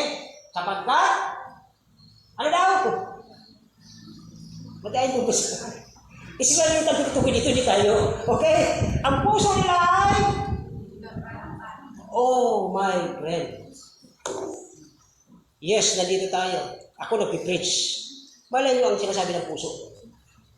Nakaupo kayo yan. Malay ko kung yan sabi ng puso ninyo. Alam niyo ba yan? God knows everything. Alam ng Diyos yan eh. Di ba? Kahit namang minsan blessing po sa akin na mayroon akong pang-aura. Good morning, Pastor! Nag-pray lang, Lord. Tulungan mo siya. Nagangiti outside. Pero sa loob ng puso niya, ang daming kaligatan. Pero, ay, good morning po!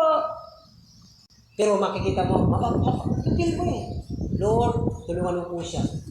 Hindi ako pwedeng tumulong, but I can pray. You can pray. Amen? Yun po ang mga blessing dito kung bakit tayo nagiging sincere because we pay sincerity. Okay? Matthew 15 verse 8 to 9, sabahin nyo na basahin. Matthew 15, 8 to 9, lista nyo na lang. Yung insincerity, ibig sabihin, inconsistent. Hindi ka parehas kahapon, okay ka. Ngayon, parang hindi ka maintindihan. Hindi ganyan ang anak ng Diyos. Ewan mo ba? Kahit mayroon kayo nagdadaanan, hindi dapat ito ha. Kung si Kristo ang nobyo ng simbahang ito, because he is we are the bride, as a church we are the bride of Christ. Christ is the, ano ba yung groom. Tumatandaan na yung pastor. Tapos insincere tayo, may kausap tayo, diba? Darating yung boyfriend mo, tapos may groom kang kaharap ibang lalaki. Ano ba mapipil niya? Ano, sa palagay niyo, di ba? Kausap mo si Christ bilang groom, tayo ang church, ang bride. Tapos kung ano ginagawa natin sa buhay natin na hindi na ang Panginoon involved, insincerity. Okay? Pang-anim, ay malapit na tayo matapos. Pang-anim, verse 42, ang layo. 42 muna, start tayo ng 42. Ayan, nakapagay pa lang, tama naman. Failure to obey, ito ang mga bagay kung bakit nalimit natin ng Diyos kung sa buhay natin. Number 1 is, failure to obey, forgetfulness, unfaithfulness yan eh. Okay? Fleshly desire, worldliness, false sincerity, false gratitude. Okay? Yung pagpapasalamat, meron pa palang ganito. 42, tingnan po natin, 42 hanggang 72. Verse 42. Okay, sabi ko, verse 42, hindi nila kaya naman pala eh. Kaya pala, ingrato. Tama po ba ako, senyor? Espanyol, ingrato. Okay, marunong mo Espanyol ito eh. Ingrato tayo sa harapan ng Diyos. Hindi inaalala ang kanyang kapangyarihan. Na ipanganak ka na buo, matalino, naging ka sa school, number 1, tapos may maganda ka pang hanap buhay, mayroon ka pang mga anak na napakaganda. Tapos ingratitude tayo. Grabe. Isa sa dahilan ba tayo din nabibless at ang Diyos dinanakino sa buhay natin. We are ingratitude. Siguro, kayo na po magbasa sa susunod, 43, 44 hanggang 72. Ilistan niyo po sa inyong mga Bible para mayroon kayong ginagawa sa bahay. Hindi yung pagdating doon kung ano naman papanoorin natin. Okay? Sunday is for... Uy, ano naman kayo ha? Sure kayo, kahit tago kayo kung ang Panginoon ay, kung ang Sunday para sa Panginoon. Ilang oras mayroon ng isang araw? 24. Ilang oras kayo umatid pag Sunday? Grabe naman po kayo. Alas 8 tayo nag-i-start. Sunday school, 8:30, 12, palagay natin. Kain tayo. Alauna, alas 2, alas 3. Alas 3, nasaan na kayo? Walang na-open. Ha, nag-open lang po ako. Wala akong pinatatamaan dito, okay? Alas 3, nasaan ka na? Ay, grabe talaga, inamin talaga. Okay na, tuloy na tayo. Okay. Hindi nila inaalala ang kanyang kapangyarihan. Amen! Nagkaroon po yun, hindi na ang Panginoon nakakakilo sa buhay natin kasi wala na tayo. Ingrato na tayo. Okay? Ni ang araw ng kanyang tubusin. Grabe. Nung araw na ako po'y nangitim dyan, minsan, salamat sa mga men na tumakbo rito. Dalawang sakyan, una tricycle. Sabi ng mga trabaho ko, baka hindi umabot. Okay, dumating yung isang pick-up. Nissan, on the month of Nissan, dumating. Nakarating ako doon. Doon ko nakapagtanto doon. May nais ka pa pala sa buhay ko ngayon. I believe, mayroon pa yung plano ko sa buhay ninyo. Ayun po ba? May plano pa po sa inyo, ipapagawa pa po. May mga anak pa kayo, may mga pamangkin pa kayo, may kamag-anak pa kayo, na hindi pa nila alam ang kaligtasan. Mahabag kayo isang araw pag tayo nasa langit na nakikita mo yun doon sa kalagayan nila sa impyerno naglalagablab. Ate, kuya, 24/7, walang kuklat. sumisigaw sa'yo. Hindi ka ba matuturiti doon? Kaya yung minsan, iniisip ko ngayon, ako'y matanda na, 60 plus na. Sabi ng kanta namin ng kami sa school, wala nang iyakan. Saan? Sure kayo? Sure kayo? Wala nang iyakan doon? Langit na yung pastor. Paano kung pagdating doon sa pila, nauna si Kagawad, nauna si Kagawad doon, may mga crown. Pagdating sa akin, wala akong crown. Anong gagawin ko? Pag-isipan nyo ng konti. Ako pa yung pastor, wala. Depende yan kung paano mong minamahalan sa ng Diyos. Ayun na. Depende yan sa'yo. Hindi po yan sa kung anong ginawa. Kundi depende sa'yo paano mo minahal ang Panginoon. Panginoon na tayo. Pang-anin, last. At atin tayo magtatapos. Verse 58. Okay na po magsabi. Ano po ito? Verse 58. Verse 58. Yan. O, basa. Panguli na ka na eh. Sapagkat. Pwede pala yun. Pwede pala natin galitin ng Diyos. Say amen, kung naunawaan mo. Pwede pala galitin ng Diyos? Pwede. Eh, mahal na kami. Pastor, mahal kami ng Panginoon. Niligtas na kami. Pwede pa rin siya magalit sa atin. Tayo yung mga anak. Sino pa yung nanay? Katulad ko. Mabuti nilang nasa lalaki namin ko. Nung ako po, pag kami nagkakasala ng kapatid ko, pastor na rin po ngayon, nagpuputol siya ng saka ng bayabas. Alam niyo ba yung bayabas? Guwaba. Alam niyo yun? Ganito kahaba. Kahit tumakbo ka, habulin ka, abot ka.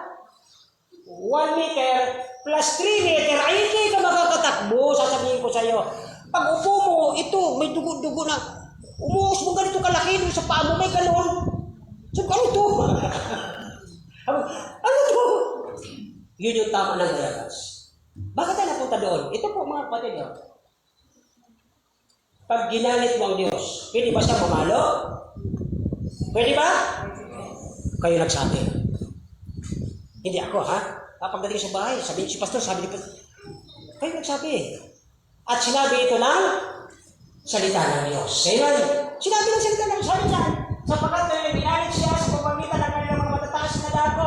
Yung mga pride. Ang tataas ng dako na yun, may mga sambahan sila doon. Naglalagay sila doon ng mga ang pangit ang pangalan ko kung tatawagin ako santo eh. San John ang pangit eh. San Manny, San Raymond, si Jose pwede, San Jose pwede. Kaya, pero yung mga kapatid na tinutukoy dito, yung kabanalan na galing kay Kristo, hindi mo yan makukuha ng kakayahan mo. Kundi si Kristo nagbigay nitong kabanalan na ito sa iyo nung siya po'y nagdusa, alang-alang sa iyo, pero ngayon, ang ginagawa natin ang pitong ito, na lahat ito ay parang kasuklam-suklam sa mata ng Diyos. Hindi ba niyo naisip na pwedeng magalit ang Diyos sa atin? Sasama ang loob niya. Hindi siya makakapag-monitor ng ating buhay. Kaya dito mga kapatid, bago tayo mag-end, gusto ko pong mag-end tayo dito. Lagi ko ito binabanggit para itong mag-remind kayo. Okay? Na ano man ang habit mo, ano man ang kaibigan mo, ano mang possession mo, ano mang sport, hobby, ano bang humalingan mo po ang naging Panginoon mo, yun ang naging umaaw sa atin ng Diyos mo at sa iyo. Ito yung nagiging Diyos-Diyosan mo. Ang tawag ko sa pagpito ay ating false God, idolatry. Hilig mo siya. Katulad ko, nung ako nag-alaga ng 45 days na manok doon, ay talagang hindi na ako nakapag-devotion. Umaga pa lang, alas 4 lang doon ako sa manok. Isang araw, nung magpapakain ako, may dala ng mga food at saka tubig. Lahat sila nag-pray. Tungtuwa naman ako, yes, nag-pray yung mga manok ko. Nagkagano sila. Nung binuksan ko yung cage, hindi na sila kumikilos. Pinatay na ng Diyos. Bakit? Inaagawan ako niya ng atensyon, mga manok ko niya. Patay sila lahat. Dito, 37. Lalaki na. Dinapuan nyo ng ano yan? Yung bigla na lang lalambot. 37. Dapat pala, kinain ko na lang. So, mga kapatid, ang Diyos pwedeng magalit. May paraan siya. Ang Diyos, marunong maningil. Huwag natin gagamitin ng Diyos. Sabi po, so ang pitong ito, pag kinabas na po yung pito, isa sa dahilan dito, kung pito, sa dahilan ito, bakit tayo ay hindi gumaganda ang buhay? Hindi ang Diyos makakilos, hindi magkontrol sa buhay mo kasi may nagpokontrol na sa buhay mo, yung sarili mo. mataas ka ng dako, may pride ka na. At ito po ay, yun ang iyong idol, yun ang iyong sinasamba ang iyong sarili. Magaling ka, matalino ka, at lahat na. Ito yung mataas na dako, yung pride. At dito po sabi ng Psalms 139, 23-24, sabi ni David. Dito tayo magkakonclude. Okay, pakilista po. I-picture nyo. May makamera naman kayo dyan eh. Okay? At least i-review nyo sa bahay. Tama ba yung pinagsasabi ng pastor namin? Sa tingin ko po, tama yan dahil niya sa Bible. Pag tayo nahulog dyan, 1, 2, 3, 4, 5 dyan, ito, hindi ka nagbibigay kalulangkihan sa Diyos mo, bagkos nalulungkot ang Holy Spirit na nasa ating buhay. Dahil ikaw. Psalms 139, 23-24, madalas ko po itong binabanggit. Ito ay mag-end. Psalms 139, 23-24. Okay, sabi ka, siya sa atin mo ako Diyos. Search me. Sa inyong mga Bible, underline na search me. Pangalawa, ano bang makapansin natin dyan? Try me. Lord, subukan mo ang puso ko. Mayroon ka bang nakikita ng konting dumi? Lord, hindi po ako magbibigay glory. Lord, hindi mo magiging maayos ang buhay ko pag mayroong dumi sa pusong yan. Sabi niya dyan, and know my heart, try me. And know my thoughts. 24, sabi doon, okay? And see, if there any wicked way in me, lead me in the way everlasting. Ano nawa ang pitong ito, magbigay revival sa inyo. Hindi puro tayo doon sa mga pinakakapukusan natin. Baka yun ang magigala ang pitong ito. Bakit hindi tayo makontrol ng Diyos? Tumalikod tayo sa Diyos. Hindi gumanda ang buhay natin because of the 7 F's. If you like this, bahala kayo. But if you go back to God, i-bless ka tayo. Ibig tayo. Lalo na ba, naging blessing sa atin ang lesson ngayong umaga. That is the first point sa ating Mother's Day presentation. Isa ito sa ating introductory sermon. May the Lord bless sa bawat family natin. Nagayang Diyos, salamat po sa ito. Salamat po sa kabila ng aming mga katigasan sa ulo, sa tigas sa aming mga pride, sa aming mga kayabangan, na parang hindi ka namin alala na ito magbigay na mula sa tuktok na aming ulo hanggang sa ilalim ng aming mga tampakan. Lahat yun ay ipahiram mo, galing sa iyo, pinagkaloob mo na walang bayad, pero pagkagayon pa kami, minsan nagyayabang po kami, patawaran niyo kami, Panginoon. Have mercy on us, Lord. Habang po tayo na kayo po, nakapikit ang ating mga mata. Kailan po ulit sinabi sa Panginoon, huwag niyo po ako hayaan lumayo sa iyo pag-cross. Gumawa ka ng paraan na ako'y bumalik sa iyo upang maituloy ko ang nais mong ipagawa sa akin. Bago po tayo mag-pray, tayo po ba na nais na sabihin ng Panginoon, ibalik mo po ang dating sigla sa akin. Ayokong malayo sa iyo. At baka mamaya hindi mo magawin, hindi mo magawa, hindi mo ma-bless ang nais mo sa buhay. Ako'y naniwala po na lahat kayo ay okay sa Panginoon. Ang paghuling katanungan po doon sa mga hindi pa po niyo kilala ang Panginoon. Gusto niyo po ba na katulad namin nakakasiguro ng aming buhay na kung sakali kami mawawala sa ibaba ng lupa? Dahil tinanggap namin ang Panginoon sa Kristo na ang sabi niya sa amin, nangako siya, na ang sino mang tumanggap sa Kanya ay magkakaroon ng buhay na wala hanggan sa kalangitan. Gusto mo rin bang tanggapin ang Kristo itong nagliligtas sa iyong buhay? Na ano man ang mangyari sa Pilipinas, kasama ka namin sa kalangitan. Would you like to raise your hand? Taas mo yung kanang kamay at sabihin mo, Pastor, pag-pray ako, gusto ko makilala ang Panginoon. Sino po? Panginoon, pag-pray niyo po. O Pastor, pag-pray niyo po ako, gusto ko makilala ang Panginoon. At kung kayo po ay nakakilala sa Panginoon, pinaniwala, na inyo pong susundin ang kanyang mga nais sa ating buhay. Let us pray. Nagawin yung salamat po sa mga ito, sa itong paraan. Pinaalala mo kami na ang mga bagay na ito, indifference, faithfulness, hindi kami marunong pasalamat, naging gratitude, sincere kami pa. Lord, kung nagawa ka namin itong mga nakaraang buwan, after ng aming anniversary, patawag po, Diyos. Lord, huwag niyo po hayaan na malayo ako sa iyo. Lord, kayo pa rin po magbalik sa akin na para akong prodigal. Lahat ng pupuntahan ko maging devastated. Walang mangyayari kung hindi ang blessing mo ang ating harapin. Salamat po sa mensahe ng Panginoon. Nanis po ako, maging ang aking mga kapatid. Harinawa, may natutunan sila sa pangalan ni Jesus. Amen. Amen.